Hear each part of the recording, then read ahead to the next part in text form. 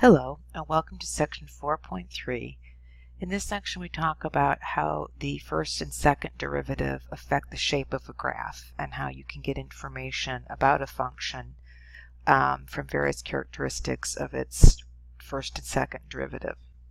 So the first thing that we're going to talk about is where a function's increasing or decreasing, and how you can use the first derivative of that function to tell what intervals the function is increasing and decreasing. So we've kind of intuited this in the past, knowing that the first derivative of a function tells us the slope of the tangent.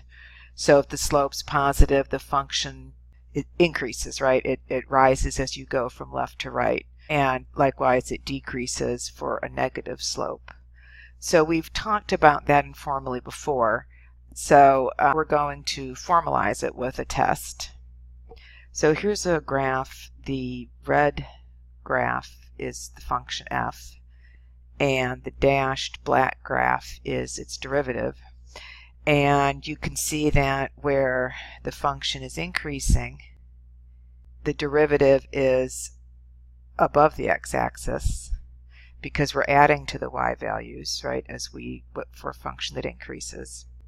And where the function is decreasing, the derivative is below the x-axis. So that's what this first test we're going to talk about in this section is, the increasing-decreasing test. So wherever the derivative is greater than 0 on an interval, the function is increasing. And likewise, if the derivative is less than 0 on an interval, the function is decreasing. And you want to remember what to understand the proof, you want to remember what the definition of increasing and decreasing functions mean on an interval. Not graphically, but also algebraically. So if x1 is less than x2, in other words, x1 is to the left of x2 on the x-axis, then f of x1 is less than f of x2 means that the y-coordinate of the point at x1 is lower than the y-coordinate of the point at x2, therefore it's increasing. And here is the proof with the mean value theorem. It's a shortened version of the proof. So our first example, we want to find the intervals over which this function's increasing or decreasing. So we'll take the first derivative, and then we will solve the inequality by setting that first derivative greater than 0. So that's where we'll find where it's increasing. And then on the other intervals that aren't included is where it's decreasing. Unless it's constant, of course. Since the denominator is squared, that's always positive. So we just need to figure out what's going on with that numerator. Where the numerator is positive,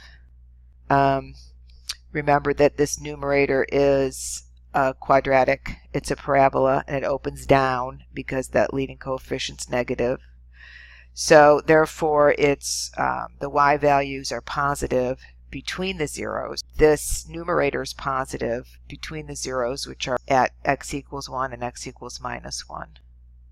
Therefore the derivative is positive on this interval from minus 1 to 1, which means that our original function f is increasing there.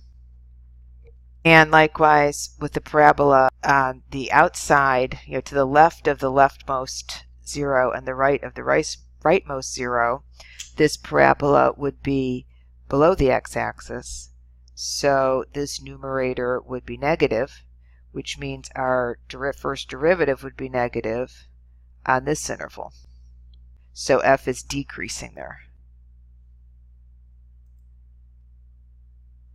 So my red graph is the original function, and the black graph, dashed graph, is the derivative. And so you can see that where the derivative is below the x-axis, the original graph is decreasing, and where it's above, f is increasing. So something else to notice, that the increasing and decreasing intervals are related to the local max and mins. So notice on the graph of f, I have a minimum value here, and it's going from decreasing to increasing. and I have a maximum value here, and it's going from increasing to decreasing. So that's why in the past I've referred to those max and mins as turning points, because that's where the graph changes direction.